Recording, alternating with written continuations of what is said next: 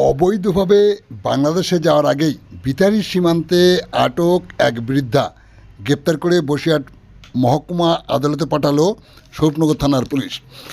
গতকাল বিকালে দালাল সহযোগে মোটা টাকার বিনিময়ে এক বৃদ্ধা অবৈধভাবে বাংলাদেশে যাওয়ার চেষ্টা করছিল। বিএসএফের সন্ধান বুঝতে পেরে দালাল পালিয়ে যায়। বিতারি বিওপির বিএসএফের জওয়ানরা ওই বৃদ্ধা মহিলাকে আটক করে জিজ্ঞাসাবাদের পর বিএসএফ তাকে স্বরূপনগর থানার পুলিশের হাতে তুলে দেয়। পুলিশ ওই বৃদ্ধা মহিলাকে গ্রেপ্তার করে। পুলিশ সূত্রে জানা যায়, ওই বৃদ্ধা মহিলার বাড়ি বর্ধমান জেলার মেমরি এলাকায়। তার নাম অঞ্জনা চৌধুরী। আজ দুপুরে ওই বৃদ্ধা মহিলাকে বসিরহাট মহকুমা আদালতে পাঠায় স্বরূপনগর থানার পুলিশ। আপনারা দেখছেন সেই সময়কার বিশেষ মুহূর্তে ধারণকৃত ভিডিও চিত্র আজকের স্বরূপনগর পত্রিকার অনলাইনে। আমাদের সাথে থাকুন, দেখতে থাকুন।